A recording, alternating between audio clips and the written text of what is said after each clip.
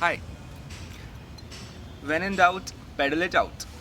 चलो, मुझे ये बात एक चीज़ शेयर करनी है जो कि बहुत ज़्यादा इंपॉर्टेंट है, बहुत बहुत ज़्यादा इंपॉर्टेंट है कि quantity plus quality is the rule to rule in these exams.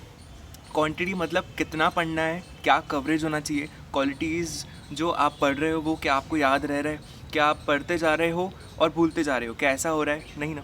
So quantity भी क्वालिटी भी, क्वांटिटी भी क्वालिटी भी दोनों चाहिए अपन को। हम लोग मोस्ट ऑफ हम बच्चे ऐसे करते हैं, हम सीए वाले क्या करते हैं कि पढ़ते जाते रिवीजन पे ध्यान नहीं देते हैं। लगता है हाँ देख लेंगे ना, कर लेंगे ना, आईसीआई के एक्स्ट्रा क्वेश्चंस पास्ट जो भी सोर्सेज के क्वेश्चंस हैं देख लेंगे ना, बाद में करेंगे। रिवाइज नहीं करते हैं, पढ़ते जाते हैं, क्वांटिटी पे ही पूरी जान लगा देते हैं, क्वालिटी पूरी भसक जाती है हमारी। सो क्वांटिटी भी ज़रूरी है, क्वालिटी भी ज़रूरी है। ये एक कॉइन के दो साइड्स हैं। ये क्वांटिटी भी ज़रूरी है, क्वालिटी भी ज़रूरी है। मैंने ये चीज़ को बहुत लेट रियलाइज़ किया। इंटर के बाद पढ़ना स्टार्ट कर दिया फाइनल के लिए, पढ़ते गया SFM, FR, law, cost, DT IDT, risk management सब पढ़ते गया। रिवीजन पे फोकस नहीं किया, कोई सिस्टम नहीं बनाया।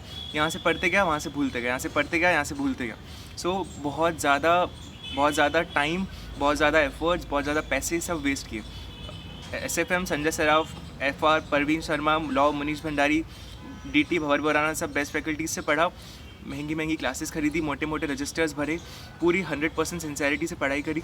उसके बाद भी रिवीजन नहीं किया, सब वेस्ट। फाइनल एग्ज़ाम्स की लास्ट कुछ महीनों में जब मैं यहाँ खड़ा था, 4 महीने बाद पेपर है और अभी देख रहा हूँ याद नहीं आ रहा है। इतना सारा पढ़ना बाकी है, इतना सारा पढ़ा हुआ कुछ याद नहीं आ रहा है। वापस से यूट्यूब पे रिवीजन वीडियोस देखे फिर से, उसके बाद छोटे छोटे नोट्स बनाए, रटना वापस से स्टार्ट किया, वापस से रटा। लास्ट की कुछ मंथ्स में जो मेमोराइज़ किया, जो वापस से रिकॉल किया, रिवाइज़ किया, जो पढ़ा हुआ था पहले नेक्स्ट टू पूरा वेस्ट गया, लगभग वेस्ट गया पूरा।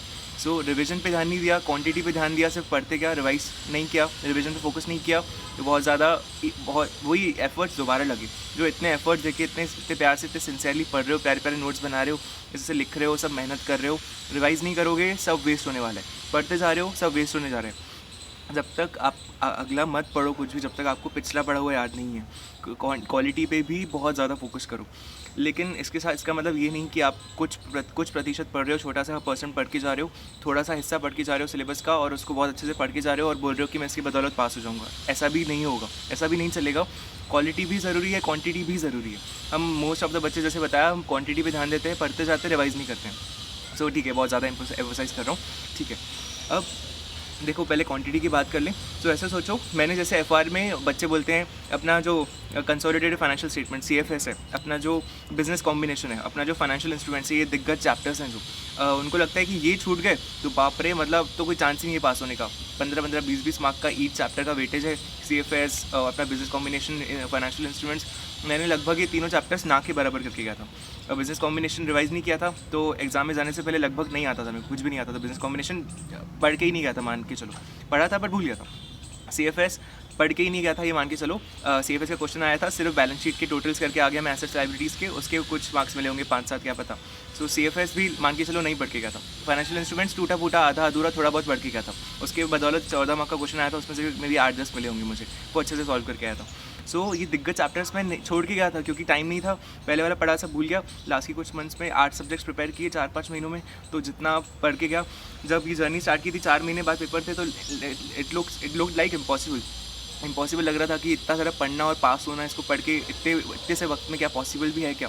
लेकिन बहुत ज़्यादा मेहनत करी, बहुत ज़्यादा एफर्ट्स डाले तो हो गया। एफआर में आई स्कोर 47, मतलब कुछ खास नहीं, वो पेपर भी रफ आया था एंड मैंने स्कोर भी ओके किया। 47 पासिंग मार्क्स से ही मैं पास हुआ हूँ एफआर में। सो मेरा बोलने का मतलब है, छोटे छोटे चैप्टर्स जैसे एबीसी कैटेगरीज पे 100% रिलाई मत करो। एबीसी होता है अपनी जगह, ठीक है, वो सिर्फ प्रायोरिटाइज करने के लिए होता है, लेकिन तुमको सब पढ़ के जाना है।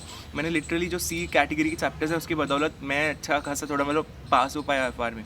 सो ऐसे सोचो, हर क्वेश्चन जितना हर एक्स्ट्रा क्वेश्चन, हर एक्स्ट्रा टॉपिक, हर एक्स्ट्रा चैप्टर जितना करोगे ना, उतना तुम्हारे जितने नंबर ऑफ क्वेश्चन, जितने नंबर ऑफ टॉपिक्स तुम कवर कर रहे हो, उतने तुम्हारे नंबर ऑफ मार्क्स वहाँ इंक्रीज होंगे।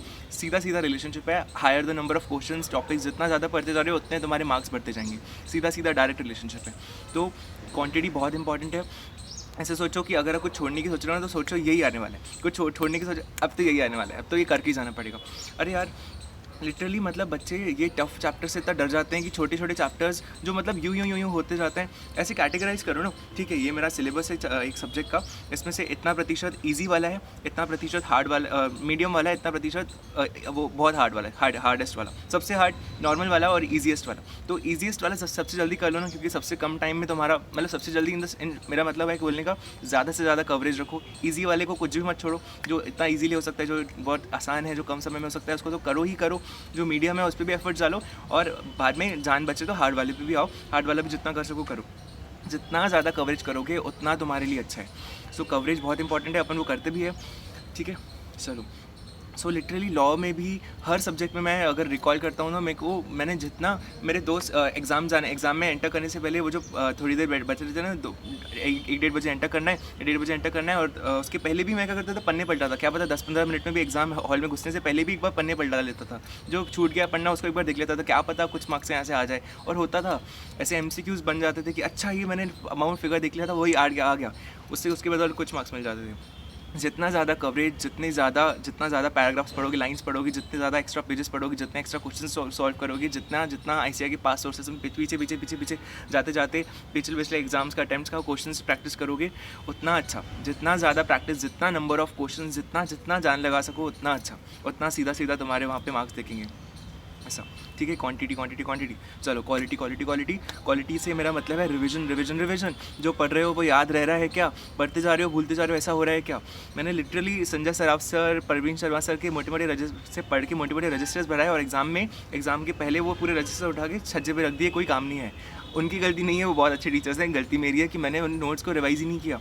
इतने मोटे रजिस्टर्स भरे कि लास्ट के 4 महीनों में 8 सब्जेक्ट्स के ऐसे रजिस्टर्स को वापस से पढ़ने की इच्छा ही नहीं हो रही थी। इतने मोटे रजिस्टर्स भर गए थे, नोट्स भर गए थे कि उनको वापस से ओपन करने की भी इच्छा नहीं हो रही थी। तो वापस से मेरे को एक तो कॉन्सेप्ट याद नहीं आ रहा है, ऊपर से वो मोटे रजिस्टर्स देख के ही डर लग रहा है, तो उनको हटा दिए। बाबा छोड़ो, यूट्यूब ओपन करा, रिविजन वीडियोज़ ढूंढे, रैंकर्स के यहाँ जो भी अच्छे आजकल चल रहे हैं, टीचर्स के रिवीजन वीडियो से कॉन्सेप्ट रिकॉल किया, मॉड्यूल उठाई, कॉन्सेप्ट याद था तो भी वापस से फ्रेश नोट्स बनाए, A4 साइज़ के ब्लैंक पेपर्स उठाए, जो मेरे को कॉन्सेप्ट याद था वो कॉन्सेप्ट के बदौलत क्वेश्चंस प्रैक्टिस किए, आंसर्स थ्योरी में रटे, जो आंसर्स आते हैं, क्वेश्चन आंसर्स आते हैं, उनको रटे, और छोटे नोट्स बनाए, छोटी हैंडराइटिंग के फ्यू पेजेस के पतले नोट्स बनाए।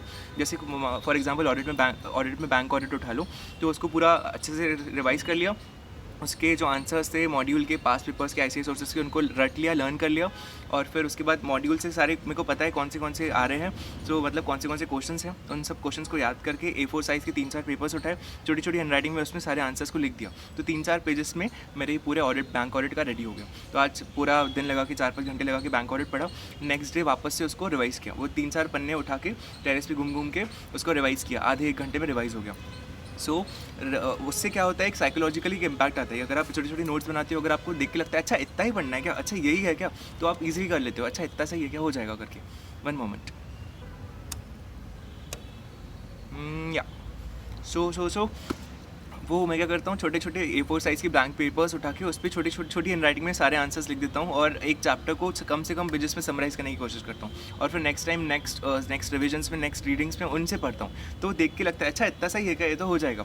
जबकि मोटी मॉड्यूल्स, मोटे रजिस्टर्स देख के डर लगता है अच्छा मेरे को पढ़ना सिर्फ बैंक ऑडिट है, लेकिन उसके लिए पूरी मॉड्यूल लेके घूमना पड़ेगा, पूरे नोट्स लेके घूमने पड़ेंगे। मैं क्या करता हूँ, छोटे पेपर्स पे मतलब छोटी हैंडराइटिंग में छोटे नोट्स बना देता हूँ फ्यू पेजेस में, कि उनको नेक्स्ट टाइम रिवाइज करने में बहुत ईजी लगेगा। अच्छा ये 3-4 पन्ने ही पढ़ने हैं क्या, ये तो यूँ हो जाएगा, आधे घंटे में हो जाएगा। रिवीजन का सिंपल रूल है, अतुल अग्रवाल ने भी इस पर वीडियो बनाया था कैसे रिवाइज़ करें, और आप अगर गूगल करोगे, पता करोगे तो रिवीजन की ट्रिक्स वगैरह जान सकते हो। मैं कुछ शेयर करता हूँ जो मैंने यूज़ करा।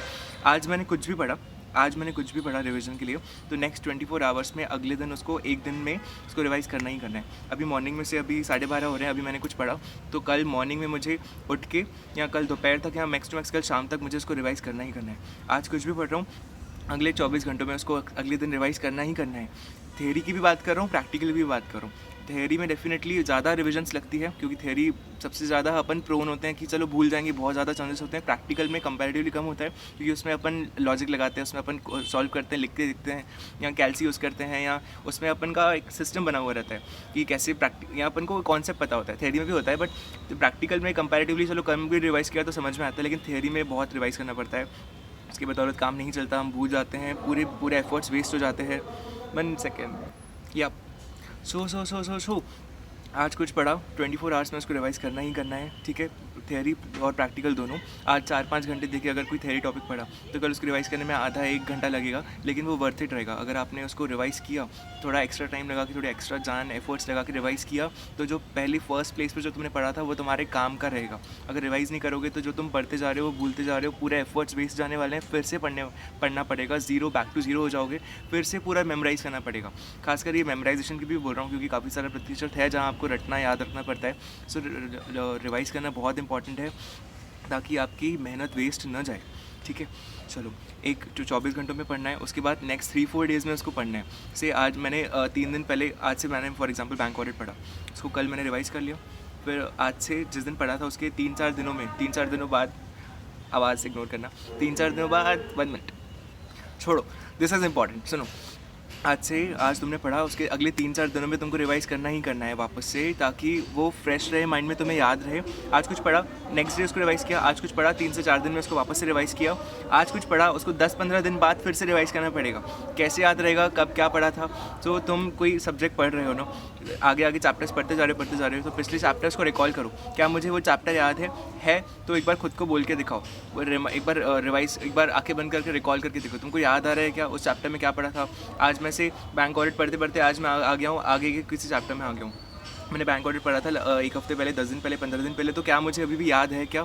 है तो चलो बोल के दिखाओ। 1 घंटा 2 घंटा निकाल के अकेले कुछ भी मत उठाओ, खाली हाथ टेरेस पे घूम के रिकॉल करो, याद आ रहा है क्या? या नोट्स ले आना साथ में, बीच में अटकोगे तो देख लेना, हाँ चलो मोस्टली याद आ रहा है। तो याद आ रहा है तो गुड, आगे बढ़ो, आगे पढ़ो। नहीं याद आ रहा है तो पहले रिवाइज़ करो। 15 दिन पहले जो पढ़ा था उसको आज रिवाइज़ करो। रिवाइज़ नहीं करोगे, आगे पढ़ते जाओगे तो 15 दिन पहले वाला वेस्ट जाएगा। फिर और 15 दिन बाद हो जाएंगे तो आज जो पढ़ोगे वो वेस्ट होता जाएगा, रिवाइज़ नहीं करोगे तो। सीधा फंडा है, 100% मत पढ़ के जाओ यार सिलेबस, 80%, 60%, 65% पढ़ के जाओ, 60% पढ़ के जाओ, 50% पासिंग है। 60% पढ़ के जाओ, 80% पढ़ के जाओ, लेकिन यार उसको इतनी बार रिवाइज़ करके जाओ पागलों की तरह कि तुमको याद रहे, पेपर में याद रहेगा तभी तो लिख पाओगे। 100% पढ़ के जाओगे लेकिन तुमको याद ही नहीं रहेगा, याद तुम्हारा फिर प्रोपोर्शनली वो इतना हो जाएगा कि तुमको 40% ही पढ़ के गए हो, क्योंकि तुम्हें याद नहीं है। तो एग्ज़ाम में जाने से पहले वाला जो पढ़ के गए हो वही याद रहेगा, उसके पहले वाला भूल गए। सो क्या फ़ायदा होगा यार? जो पढ़ रहे हो पूरी जान लगाओ, क्वांटिटी ज़्यादा से ज़्यादा कवर करो, और जितना कवर कर रहे हो उसको बार बार रिवाइज़ करो। प्रैक्टिकल को भी देखो, प्रैक्टिकल एग्जांपल देता हूँ। फॉर एग्जांपल आज मैंने म्यूचुअल फंड चैप्टर पढ़ा, चैप्टर का आज पूरे आवर्स देके, बहुत सारे आवर्स देके पूरा दिन आज मैंने म्यूचुअल फंड्स पढ़ा। तो कल आपको 1 घंटा आधा घंटा निकाल के उसको वापस से एक बार पेजेस को गो थ्रू करना है, जो तुमने आज पढ़ा था, जो तुमने क्वेश्चन सॉल्व किए थे, हार्ड वाले, इजी वाले, अलग अलग क्वेश्चंस को सबको एक बार रिकॉल करना है। हाँ ये ऐसे किया, फिर ऐसे किया, फिर ऐसे किया, हाथ रख के क्वेश्चन पे आंसर को, हाँ पहले ये आएगा, यहाँ कैलसी पे सॉल्व करके देख लिया, हाँ ऐसा आएगा, फट से एक बार रिकॉल कर लिया कि कल क्या प्रैक्टिकल में किया था, या कैसे था, अच्छा ये कॉन्सेप्ट था, पहले ये निकालते हैं, एनी भी निकालते हैं, अच्छा ऐसे एसिड सेट होते हैं, ऐसे होता है, एक बार कॉन्सेप्ट रिकॉल कर लिए जो कल पढ़ा था। ऐसे तुमको प्रैक्टिकल को भी रिवाइज़ करना पड़ेगा, ताकि प्रैक्टिकल भी याद रहे। क्योंकि ऐसा होता है कि चलो प्रैक्टिकल एक बार पढ़ लिया, रिवाइज़ नहीं करो तो याद रहता है कुछ टाइम तक, लेकिन अगर उसको भी रिवाइज़ कर लिया ना तो वो पक्का हो जाएगा। अपन ही जैसे दीवार बनाते हैं, दीवार है मेरे बाजू में, तो पहले ईंटें रखते हैं, उसको सीमेंट से वो करके ईंटें रखते जाते हैं, फिर उसके बाद पानी देते हैं नेक्स्ट कुछ दिन, ताकि वो ज़्यादा पक्की होती जाए। तो यही वो प्रोसेस है जो यहाँ पर काम आएगा। अगर चाह रहे हो एफर्ट्स वेस्ट नहीं जाए तो उनको प्लीज़ रिवाइज़ करो, जो पढ़ रहे हो उसको प्लीज़ रिवाइज़ करो। मैंने भी एग्ज़ाम की लास्ट कुछ मंथ्स में ये चीज़ करी, उसके बदौलत ही मैं पास हो पाया हूँ, ट्रस्ट मी। और उसके पहले एग्ज़ाम के ये इंटर यहाँ ख़त्म हुआ, ये फाइनल यहाँ है, इंटर के बाद वाली सारी मेहनत मेरी वेस्ट गई है यार। बहुत बुरा लगता है यार, जब हम एग्ज़ाम के पहले आ जाते हैं, कुछ महीने बच्चे होते हैं, और इतना डर लगता है, इतना पैनिक होता है कि याद नहीं आ रहा है, इतना सारा पढ़ना बाकी है। सो आप अभी जिस भी टाइमलाइन पे हो, आपके पेपर में भी जितना भी वक्त है, प्लीज़ रिवीजन को बहुत सीरियसली लो, बहुत सिंसियरली लो, बहुत ज़्यादा इंपॉर्टेंस दो। जो पढ़ रहे हो उसको रिवाइज़ करते पढ़ो।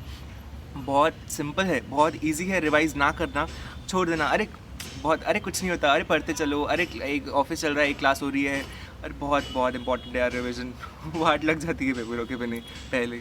सो रिवीजन बहुत इंपॉर्टेंट है, प्लीज़ बहुत फोकस करना उस पर, ठीक है? आप कर लोगे, आप बहुत काबिल हो, ठीक है? चलो, all the very best, God bless you.